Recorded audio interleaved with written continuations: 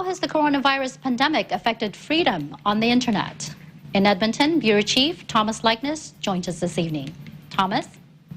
Thank you, Anna. Well, what effect has the pandemic had on internet freedom?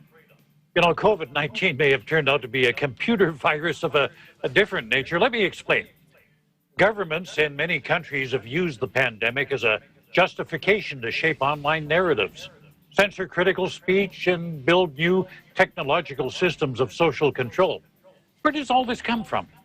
It's in a 36-page report called Freedom on the Net, the Pandemic's Digital Shadow, a report done by a group called Freedom House. The group claims the pandemic is fueling digital repression worldwide. Get this, only 20% of the world's 3.8 billion internet users are free by this group's standards. Some statistics, 73% live in countries where people are jailed for posting content on political, social, or religious issues. 64% live in countries where people are killed for their online postings. 61% are in countries where authorities manipulate online discussions. 56% live in places where political, social, and religious content is blocked online. 47% in places where the internet is disconnected for political reasons. And 34% live in countries where access to social media platforms is either temporarily or permanently restricted. Now, here in Canada, we're privileged. We rank third behind Iceland and Estonia on internet freedom in this 65-country survey. The United States, incidentally, is 10th.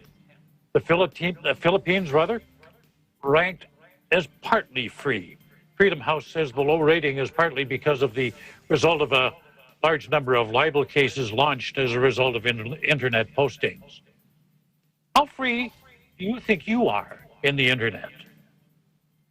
While you ponder that, I wish you all good health. Remember to take care of others, take care of yourselves. Stay home, stay safe, and stay tuned to Eagle News for accurate and balanced coverage of the COVID-19 pandemic and other current affairs. In Edmonton, Canada, Thomas Likness, Eagle News. We live in interesting times. Back to you, Anna. I can't even talk tonight. Thank you, Thomas. I'm quite surprised to hear the ranking of the U.S. How are the countries rated? The rating is on 9 key factors, and it includes things on whether information and communication technology networks are deliberately disrupted, whether laws or directives have been passed that would increase censorship, punishment or surveillance, restricting anonymity. These are some of the kind of things that were taken into consideration. Also, whether users have been arrested, imprisoned, physically attacked, or killed. So a lot of factors go into these ratings. Like I say, up here we're pretty free. Why do you think the U.S. score much lower than Canada? Well, the U.S. had a score of 76 out of 100. Canada's was 87. The heaviest deductions come from the report's measures on violations of users' rights, whether it be by the government or by companies themselves. I see. Very interesting. Well, I mean, you know, a little less social media probably is not a bad thing all the time, right, Thomas?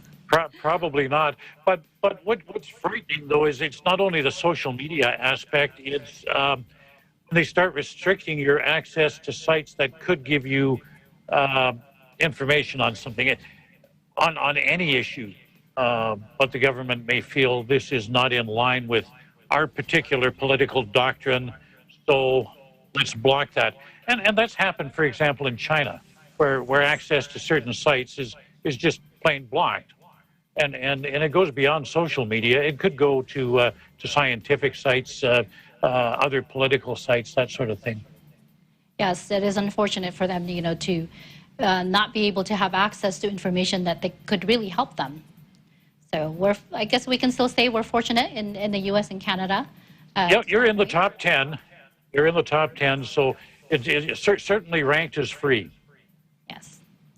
Well, thank you for joining us, Thomas. Always a pleasure to have you on. Take care. And you take care, Anna.